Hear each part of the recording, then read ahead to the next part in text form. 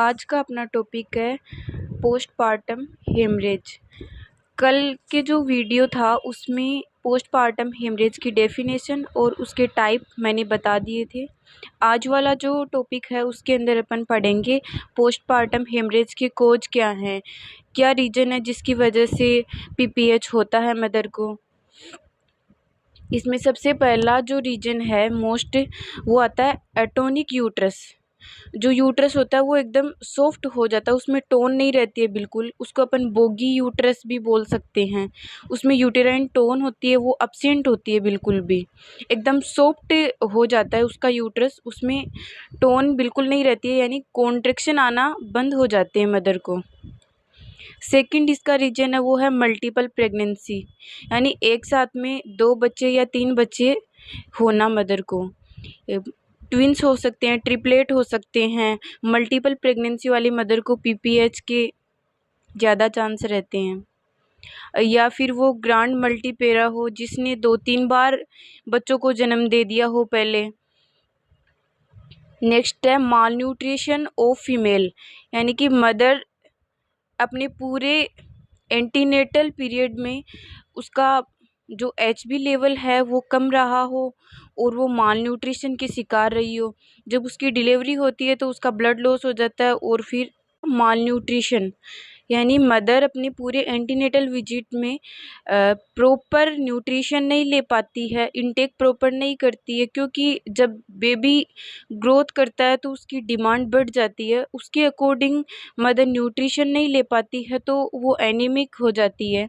उसमें आयरन की टेबलेट वो प्रॉपर नहीं खाती है तो उसका एचबी लेवल लो रहता है और जब डिलीवरी होती है तो और अधिक ब्लड लॉस हो जाता है, जिससे मदर एनीमिक हो जाती है। नेक्स्ट है ओवर डिस्टेंशन ऑफ यूट्रस।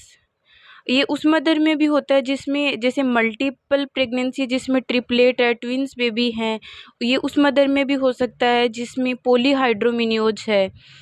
तो जो डायबिटिक मदर है उसका लार्ज बेबी होता है, उसमें भी जो उसका यूट्रस है मदर का प्रेगनेंसी में ज़्यादा बड़ा हो जाता है, जो ओवर डिस्टेंशन की वजह से उसकी टोन चली जाती है। उस मदर को भी पीपीएच होता है।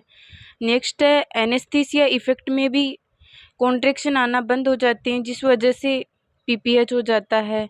या फिर लेबर लंबा चल जाए, जैसे मिनिमम 18 आवर से पहले पहले डिलीवरी कंप्लीट होनी चाहिए। जब लेबर अपने मिनिमम टाइम से भी ज़्यादा चला जाता है उसे प्रोलोंगेड लेबर बोलते हैं।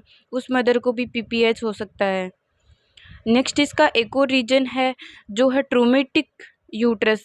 जब डिलीवरी के दौरान किसी भी प्रकार का मदर को ट्रोमा हो जाता है, उससे ब्लीडिंग हो जाती है, उस वजह से भी मदर का ब्लड लेवल कम हो जाता है, एचबी लेवल डिक्रीज हो जाता है।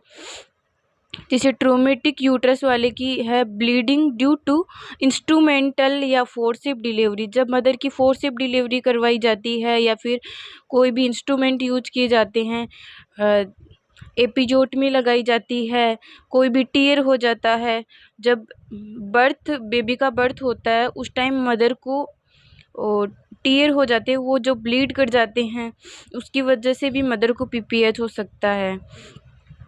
जैसे इसके अंदर है ट्रोमा इन जेनाइटल ट्रैक्ट और फ्रीम हार्ड या टेंडर प्रेजेंट होती है।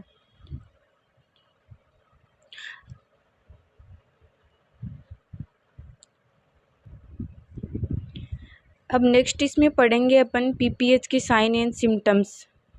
जब मदर की डिलीवरी हो जाती है, मदर बेबी को जन्म दे देती है, उसके बाद में उसका यूट्रस है वो बिल्कुल सॉफ्ट हो जाता है और नॉन टेंडरनेस रहता है, एटोनिक यूट्रस रहता है, बिल्कुल भी हार्ड फ्रीम हो जाता है